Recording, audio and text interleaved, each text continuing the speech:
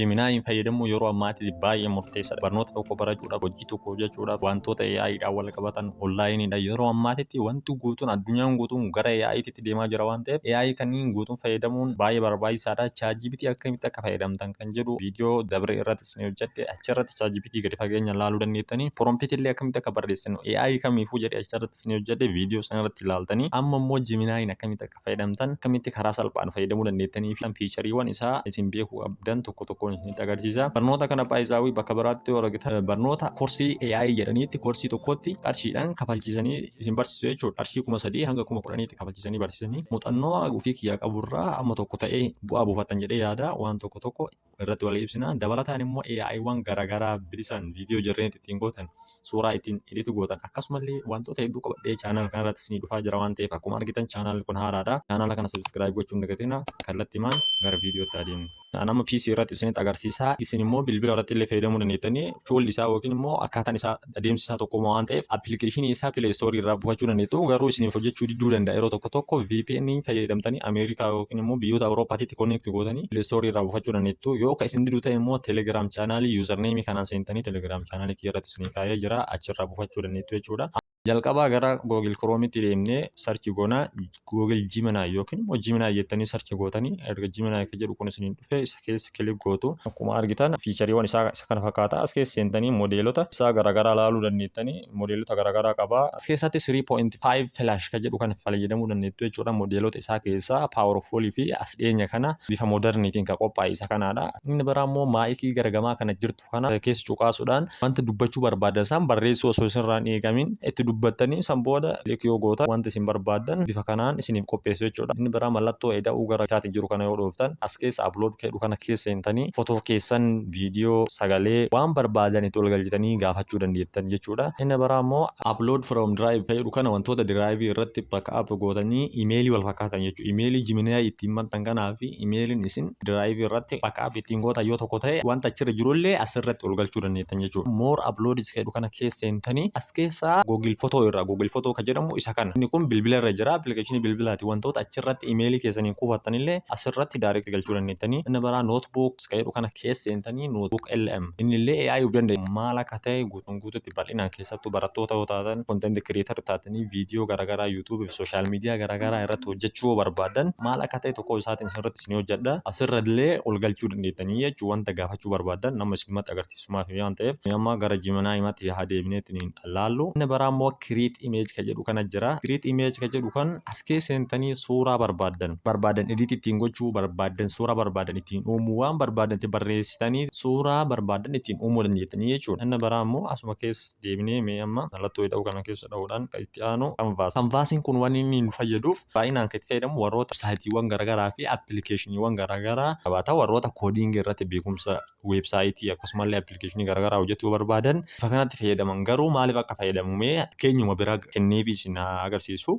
Gemini irratti YouTube script na qopheessi jedheenii haa gaafadhu. Bifa tokkoon kallattii tokko irratti deebii naa kennaa jechuudha. Kallattii tokko irratti immoo iddoo ani taroota sadiin argitan kana isa kana keessa qaasuudhaan kan barbaade iddoo sirreeffama barbaade akka itti sirreeffadhuuf na taasisa jechuudha. Gabaabumatti sirreeffama barbaade sirreeffamoota tokko tokko taasisuuf haala kan nama mijeessudha. Inni biraa immoo deep research kanaadha. Deep research jechuun wanta tokko gadi fageenyaan qorannoo tokko keessattuu ijoolleewwan yuunivarsiitii garaagaraa baratanii wantoota tokko tokko hojjechuu barbaadan yoo ta'e waan tokko qorannoo gaggeessuu barbaadan deep research kana gochuu qabdanii. Inni kun maaliif isin gargaara wantoota tokko gadi fageenyaan gadi bu'eetiin isin deebisa jechuudha. Namni fakkeenya Oromiyaa keessaa iddoo seenaa qabeessa tokkoffaa ta'e inni gaafadha. Amma fakkeenya iddoo seenaa qabeessa yoo jedheen kam argina fide tokkoffaa ta'e yoo jedheen tokkoffaa ta'uu fi tokkoffaa ta'uu dhabuu isaa kana murteessuuf maal gochuu qaba maddoota garaagaraa irraa qorannoo gaggeessuu danda'uu qaba jechuudha. Akkuma argitan maddoota garaagaraa irra deemeetiin sarchi godhee weebsaayitiiwwan garaagaraa yuutuubiiwwan garaagaraa bifa kanaan sarchi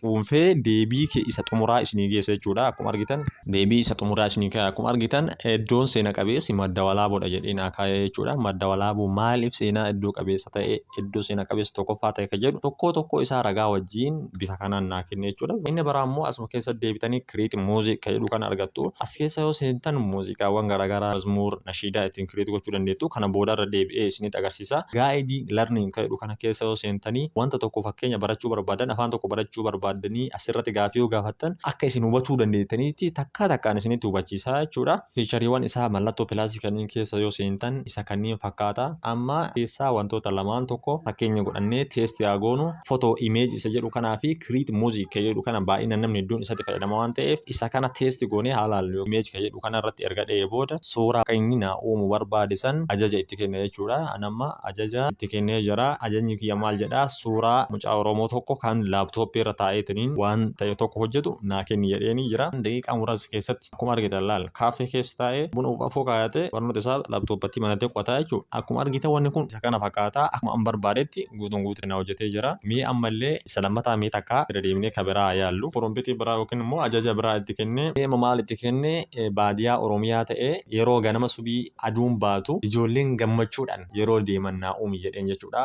As keessa modeela akkasumas jedhe 3.5 flash irra kaa'uu dandeettanii akkuma argitan dhugaa fakkeesseetumaan kun amma ajajaan itti kenne ijoollee fi mana baadiyyaatti inni saree itti dabalee suuraa akkana fakkaatu jenereetu godhee naa qopheesse jechuudha. Kana yoo barbaadan illee daawulood ka'uu kana mallattoo xiyyaa kana fayyadamuudhaan daawulood gochuu dandeettanii mee amma suuraa keenya itti ol galchineetiniin edit nu haa godhu mallattoo pilaasii kana dha'uudhaan ablood ka'uu kana filadhee jechuu dandeettan jechuudha. Akkuma argitan barreeffama watarmaarkii bilbila kiyyallee ofirraa qaba jechuudha. Walumaa galatti suuraan kun baay'ee bareedaa miti. Akkuma argitan amma suuraa kiyya jenereeta naa godhaa jira. Akkuma argitan suuraa kiyya bifa kanaan bareechee bakka naa buusee naa fideera. Inni biraa immoo mee muuziqaa kireetii goonee ilaallu muuziqaa jedhu kana erga filanni asirraa istaayiliiwwan muuziqaa garaagaraa filachuu dandeettan. Riitamii garaagaraa isin istaayiliiwwan garaagaraa kanneen keessaa filattanii riimiksii gochuu dandeettan. Garuu an rikoomandii kennu isin godhu osoo asirraa filachuu baatanii maaliif akka an teestii godhee yaaletti yeroo asirraa filattanii muuziqaa itti galchitan ingiliffaa walitti isin jalaa maka yookiin isin filattan san qofaa walitti isin jalaa makee afaan Oromoo tokko keessa buusu. Mee afaanuma Oromoo qulqulluudhaan osoo as keessaa filatiin haa galchinu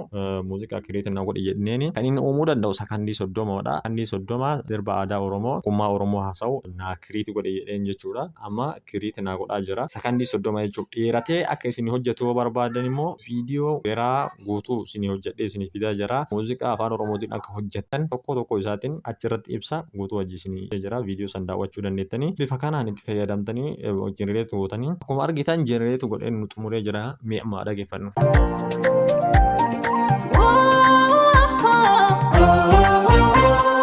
Hojii jabaan bu'aan nuuf fidaa obsaan immoo injifannoo arginaa tokko taanee yookaanee egereen iftuu nuuf bareedee egereen iftuu nuuf bareedee egereen ifaa. Akkuma dhageettan sagaleen isaa dhugumatti afaan Oromoo qulqulluudhaan sirriitti nu hojjetee jira jechuudha. Kanaan isinillee sagalee baay'eellee yoo kireetii gochuu barbaadan irra deebitanii porompitiiwwan garaagaraa itti kennitanii ajaja garaagaraa itti kennitanii sagalee wal fakkaataadhaan akka isin hojjetu gochuu dandeettanii. Kanaaf yoo jettan immoo AI garaagaraatu jira. Amma AI afaan Oromoo sirba irratti sappoortii godhan hin jiranii. AIwwan sunni maal akka ta'anii fi akkamitti akka itti fayyadamtan viidiyoo itti aanu keessatti hojjedha. Bifa kanaan fayyadamuu dandeettu. Ergaa jenereetii godhee daawulood gochuu yoo barbaadan mallattoo daawuloodii sana achi keessa dha'uudhaan yoo barbaadan viidiyoodha yoo barbaadan immoo oodiyoodhaan oodiyoo ollii ka jedhu kan fayyadamuudhaan sagalee isaa qofa daawulood gochuu dandeettu. Viidiyoo kana akka jaalattan shakkii takka illee hin qabu. Viidiyoo biraa irratti Jiminaayin bilbila irratti fayyadamu namni hedduun bilbila fayyadamta waan ta'eef kan seetiingii PC kanarratti hin jiru yookiin immoo kompiitara irratti kan hojjenne kan garuu bilbila irratti hojjetu fi baay'ee murteessaa fi kan jiruu keessan guutuu isin fayyaduu danda'u. Viidiyoo itti aanu keessatti yoo itti barbaadan ta'e isin hojjedhe isin qopheessee jira. Viidiyoo sanii naan walitti deebinutti nagaan tura. Peace.